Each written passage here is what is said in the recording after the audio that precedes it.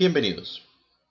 Hoy no tengo planeado un video eh, con guión, sino más que todo comentar algunas de las más recientes noticias y polémicas del cine y la animación en general que han estado surgiendo.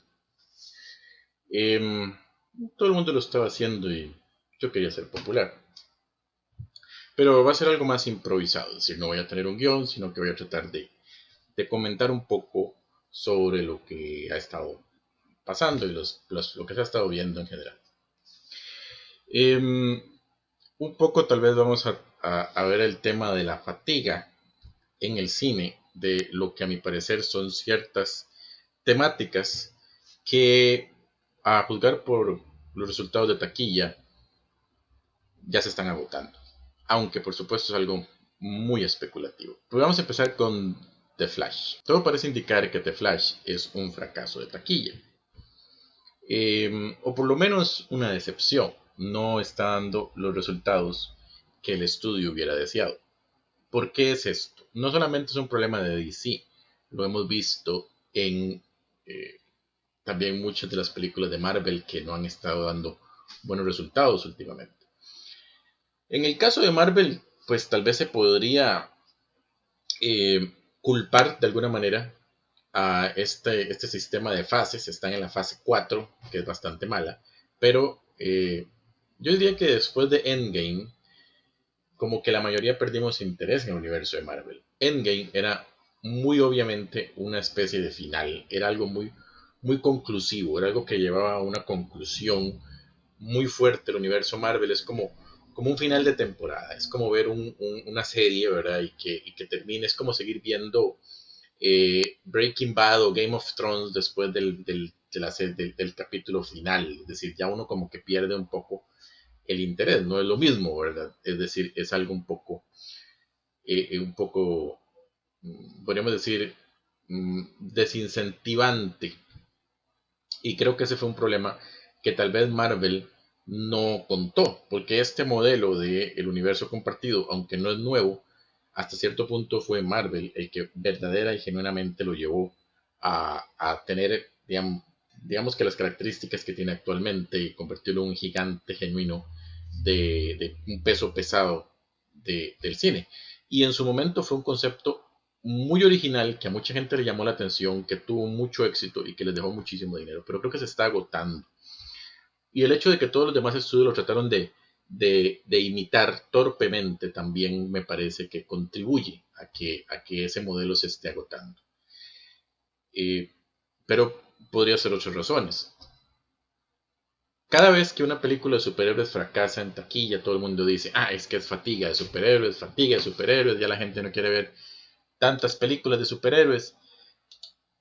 Eso no es enteramente cierto. Si mañana sale otra película de Batman o de Spider-Man, probablemente va a ser muy exitosa. Yo creo que, sin embargo, sí hay algo de verdad en que tal vez no necesariamente el cine de superhéroes, pero el cine de los universos compartidos.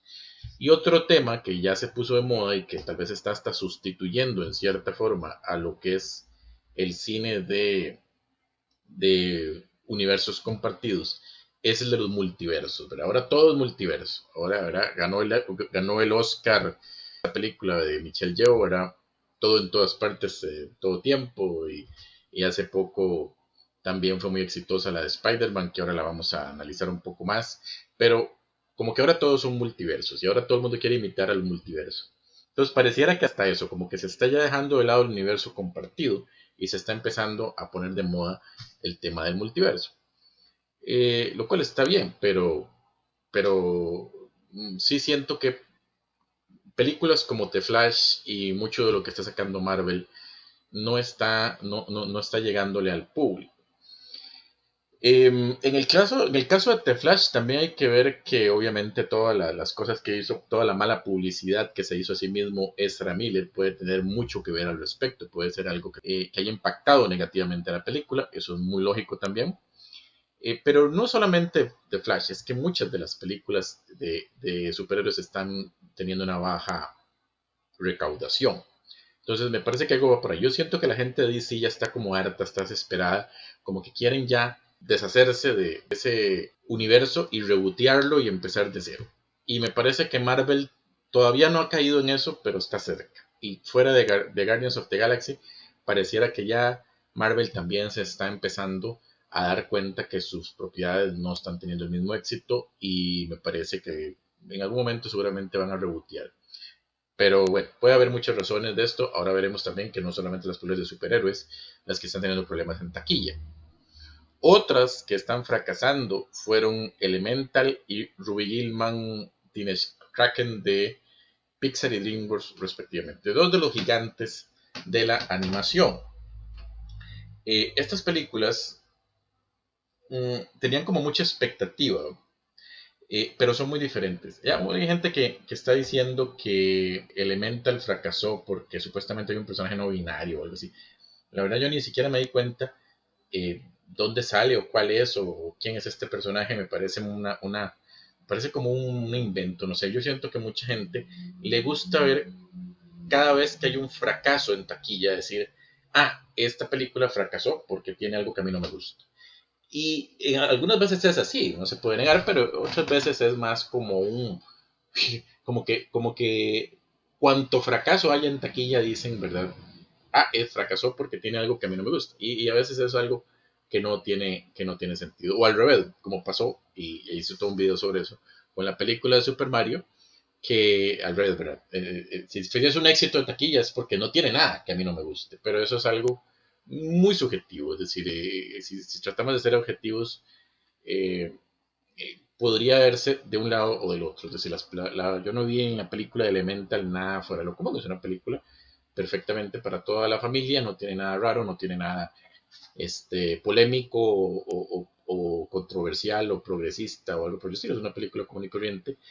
Eh, y es como, claramente no me parece que haya sido por eso, pero bueno, el que lo quiera pensar, pues que lo piense, eso es una cosa de cada quien.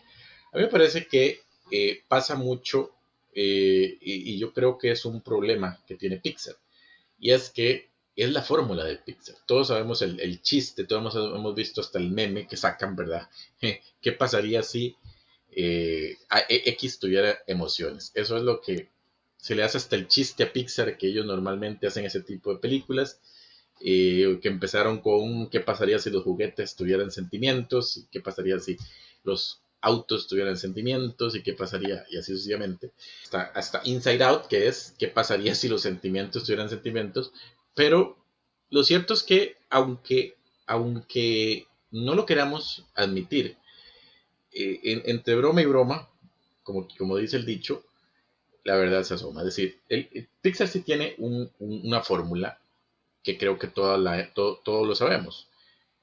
Todas las películas de Pixar tienen más o menos la misma trama. Tal vez las secuelas no tanto, las secuelas y las precuelas, pero las películas principales, todas tienen básicamente la misma trama. Un personaje se ve separado de la persona que ama al lado de otro personaje que no le agrada, con el cual tiene problemas o con el cual no se lleva bien o en el que no confía, viven una serie de aventuras tratando de regresar hacia la persona que aman y en el proceso esos dos personajes se hacen amigos. Esa es la trama de todas las películas de Pixar.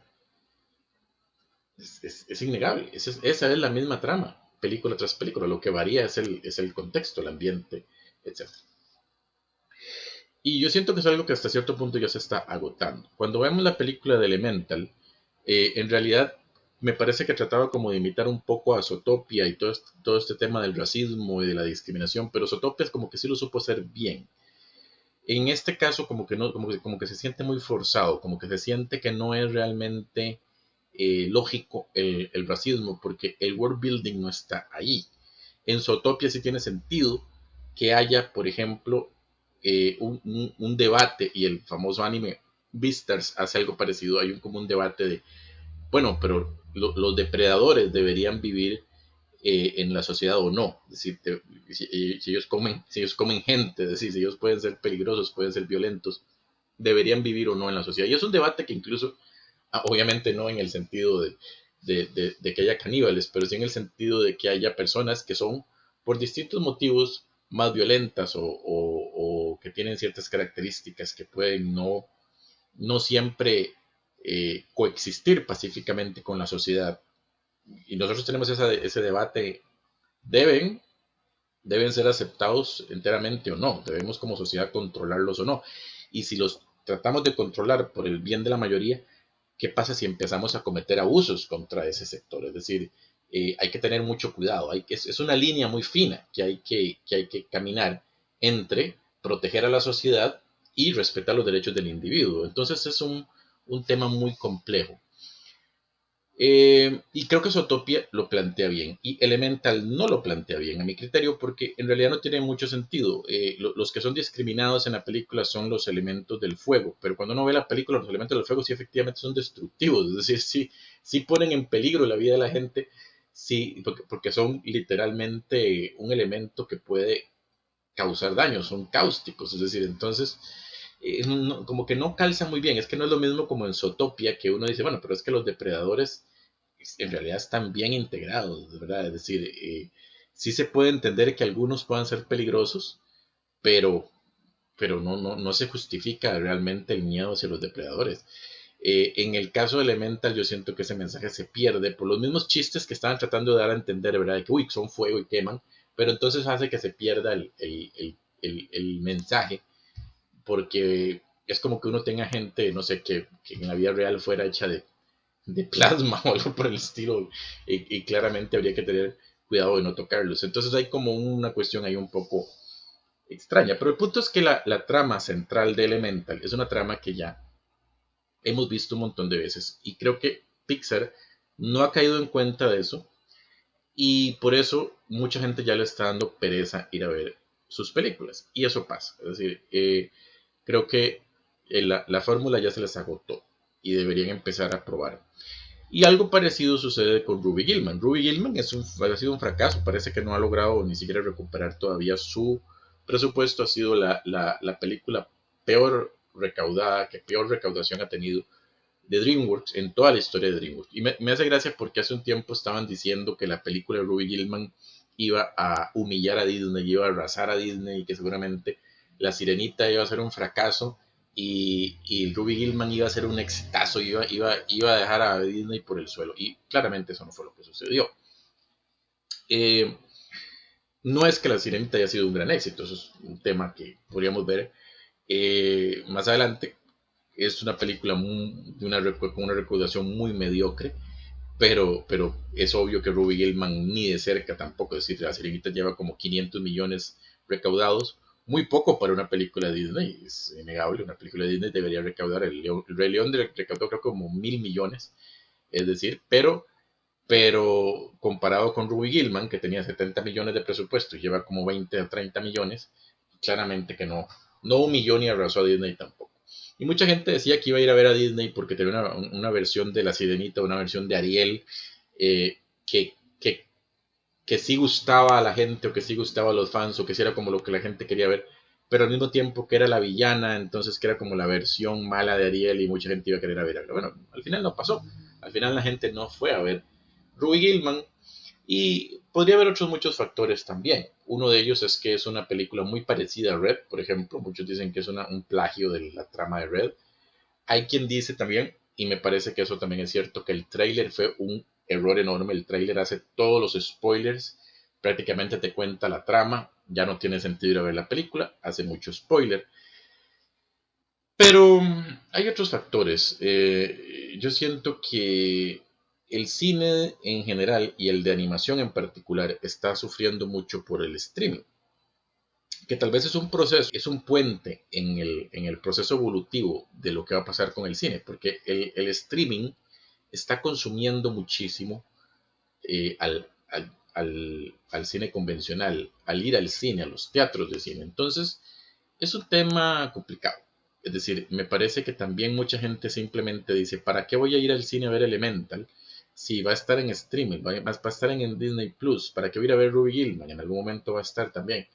No sé cuál es el streaming que pone las películas de DreamWorks, pero es decir, mucha gente va a decir eso, ¿para qué? ¿Para qué? Es decir, la gente va a ir a ver películas en algún momento van a estar en streaming, pero que en cierta forma van a ser un espectáculo enorme, un espectáculo como quien dice que no se pueden perder, que sí hay que ver en pantalla grande porque no se disfruta igual.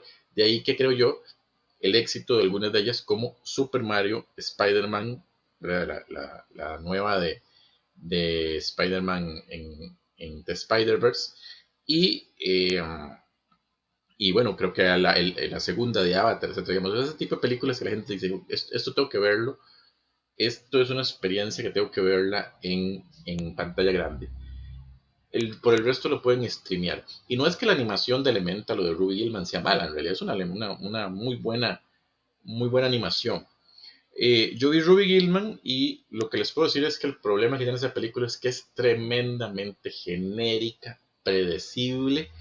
Todo lo que pasa en la hijuepuña película es predecible. Porque todo, digamos, uno sabe, este personaje va a traicionar a este personaje va a hacer esto.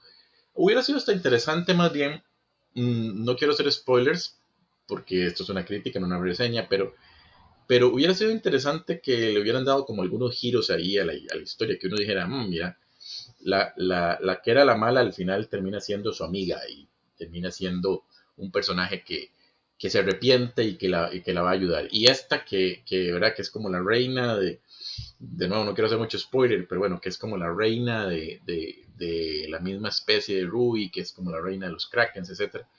Eh, qué interesante que sí era la mala. Y entonces uno dice, entonces al final, mira, si había Krakens malos, si había sirenas buenas, tal vez no era tan falso el estereotipo que había hacia los Krakens, o de idea como la enseñanza de que si hay gente buena y mala en todos los grupos. Y bueno, no sé, por lo menos hubiera sido un poco interesante, un poco original, pero no fue el caso. Es una película que es tremendamente repetitiva, tremendamente genérica, tremendamente predecible. Lo siento, pero es una película muy predecible. Y creo que eso también pudo haber tenido eso y el trailer pudo haber tenido el efecto no deseado. ¿Por qué Super Mario y la segunda del Spider-Verse han tenido tanto éxito? Bueno, yo creo que por un lado yo siento que la gente de verdad está deseosa de cosas nuevas. Ahora ustedes dirán, pero ¿cómo cosas nuevas? Super Mario no es nuevo, es un videojuego viejísimo. Y ya tenía hasta una película. Sí, pero esta es en cierta forma la primera película animada que hacen de Super Mario. La primera película que es muy famosa por lo mala que es y que pasó a ser una película de culto, ¿verdad? De las películas estas que son como Troll 2 y todas que son como malas, que la gente las ve irónicamente.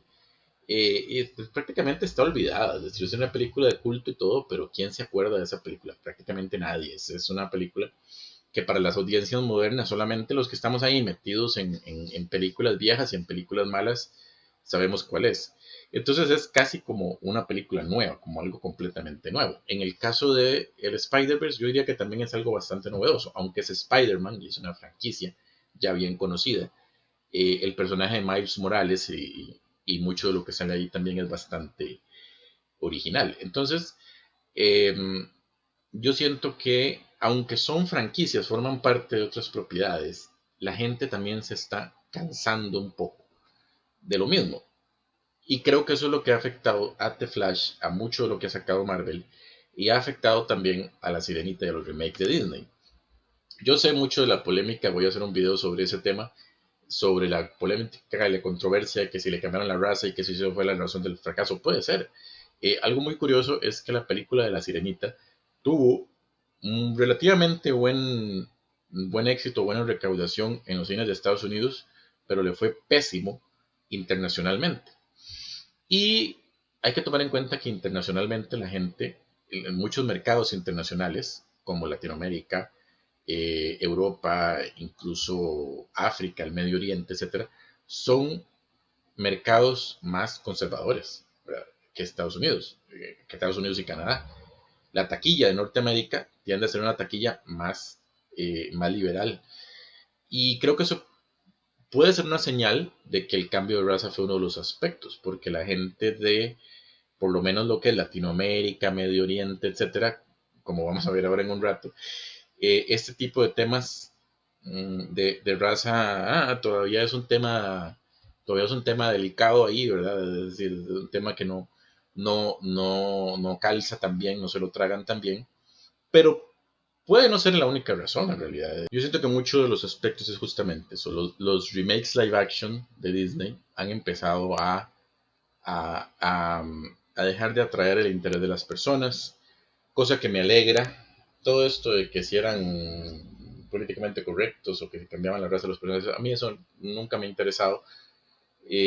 Me parece que simplemente eran mala idea, era muy tonto hacer estos remakes. Y ojalá que Disney piense que es eso, porque seamos honestos, si lo que Disney piensa, ok, bueno, tal vez tengan razón, lo que está fracasando es, nuestras películas están fracasando porque le estamos cambiando la raza a los personajes. Vamos a seguir haciendo remakes live action, pero vamos a hacerlos todos como eran originales, todos blanquitos y rubios, y listo, eso lo arregla. Eso no va a solucionar el problema porque los remakes live action son una mala idea. A mí me parece que son algo tonto. No tiene sentido volver a hacer algo que ya estaba bien hecho. Vean el caso de Pinocho. Pinocho prácticamente no le cambia la raza a nadie, solamente la hada que sale como 5 minutos. Todos los demás se parecen a los personajes originales y Pinocho es una. Pinocho es una mala película, es una película terrible. Y es una película eh, vuelvo al punto, que es casi idéntica a la película original. Entonces, si Disney piensa que la razón por la cual está yendo mal es esa, no nos conviene. Es decir, lo que deberían recibir el mensaje es que no deberían hacer películas live action, no deberían hacer remakes live action. Bueno, al menos a mí me parece eso porque a mí no me gusta. Y ya finalmente, un tema que me parece interesante ha sido la polémica que ha habido últimamente con esta nueva serie de Disney, este nuevo show de Disney, Oye Primos, que efectivamente el show gramáticamente incorrecto debería ser Oigan Primos. Qué curioso, ¿verdad? Un show que trata de resaltar en teoría, la cultura latina, y habla mal el español. Me, me, yo le destacaría algo positivo, es que no caen en el estereotipo de hacer a todos los personajes mexicanos morenitos, ¿verdad? Si ponen una cierta diversidad fenotípica o étnica, eh, que es real en Latinoamérica. Sabemos que la mentalidad yanqui es que los latinos son todos mestizos, son todos morenos, pero lo cierto es que no es así. Ya vemos de todos los colores en Latinoamérica. Y es algo que una película como Encanto sí muestra, me parece que lo muestra bien, ¿verdad? Que fue una de las cosas que le criticaron a Coco, que todos eran morenitos y tenían los mismos rasgos, y que eso no es realista, es un estereotipo. Eso sí se lo destaco a Oye Primos, pero hay que admitir que Oye Primos no es precisamente la mejor representación. La creadora de la serie se defendió diciendo que es una serie sobre una niña mexicana pero nacida en Estados Unidos, que por lo tanto no va a hablar bien español, va a tener incorrecciones gramaticales. Es una explicación válida, pero no deja de ser, me parece a mí, algo muy estereotipante. Yo no sé, muchos de los que se han quejado son de México y de Latinoamérica. Yo no sé si fue mejor recibida por la comunidad eh, digamos, México-estadounidense, en la que nace en Estados Unidos, que es aparentemente de lo que la creadora estaba principalmente basándose. Pero lo que sí destaco es lo que dice una de las actrices de voz, que me pareció un poco ridículo, que se defendió diciendo que no deberíamos defender el uso o el buen uso del español porque es el lenguaje de los conquistadores, que solamente hablamos español porque nos conquistó España. Eso es absurdo, eso es ridículo. Es como que dirían que no deberían hablar inglés porque los conquistó Reino Unido. Bueno, ¿y ustedes qué son? Es decir, más allá del tema, este no es un canal de historia, hay canales que sí han tocado y analizado el tema muy bien. Les recomiendo, por ejemplo, Pero eso es otra historia. Es un canal que me parece que hace una lectura muy objetiva de cómo fue la conquista. Lo cierto es que no voy a ahondar en ese tema porque esa no es la finalidad de acá, pero entre la leyenda negra y la leyenda rosa, lo cierto es que hay un montón de matices y eso es justamente lo que es la realidad. Es decir, la conquista no fue algo blanco o negro, no fue una cuestión tan sencilla de clasificar como otros eventos, como por ejemplo mucha gente tal vez en la leyenda negra la compara con decir algo con el holocausto. Y pues no, en realidad no es algo tan así.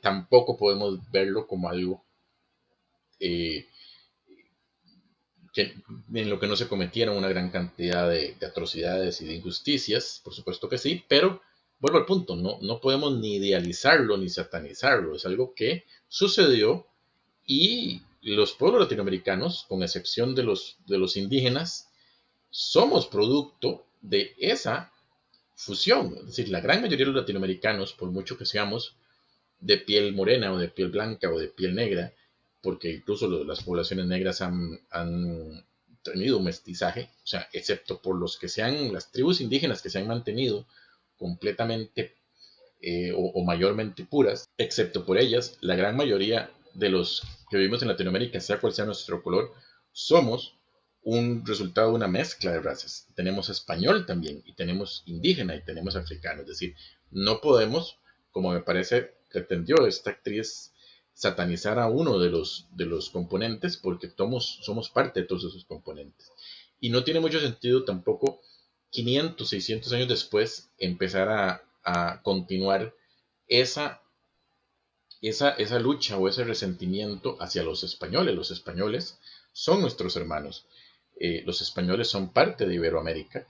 Y para los que no lo sepan, Iberoamérica yo sé que algunos dirán que no porque América no están en América, pero Iberoamérica como concepto es un concepto que históricamente ha incluido a España y a Portugal, que es diferente, no es lo mismo que hablar de Latinoamérica. El concepto de Iberoamérica incluye a los distintos países de América que hablan español y portugués, y también a España y Portugal. Y por consiguiente los españoles son nuestros hermanos iberoamericanos, son parte de nuestra cultura, son parte de nuestra comunidad. Yo siempre he pensado que cuando se hace una película o una serie de latinos, los españoles deberían ser incluidos, y me parece que muchos españoles disfrutan también el cine y la televisión latinoamericana como nosotros disfrutamos el cine y la televisión española, que son tan populares en Latinoamérica. ¿Quién, verdad? Todo el mundo pasa hablando que La Casa de Papel, que bueno, que hay un montón de series que le gustan a todo el mundo, ¿verdad? Que son de España y toda esta cuestión. Yo creo que esa afinidad cultural no es coincidencia. Es decir, nosotros como latinos y como latinoamericanos y como españoles deberíamos vernos a todos juntos como una sola comunidad. Entonces el hecho de que la actriz de Oz trate de dar a entender que no deberíamos preocuparnos por el español porque es el lenguaje de los conquistadores me parece algo ridículo. Eso es todo por hoy.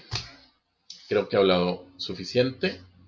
Eh, Muchas gracias por escucharme, y vamos a ver en la próxima si seguimos comentando un poco así sin guión de estos temas tan interesantes. Hasta la próxima.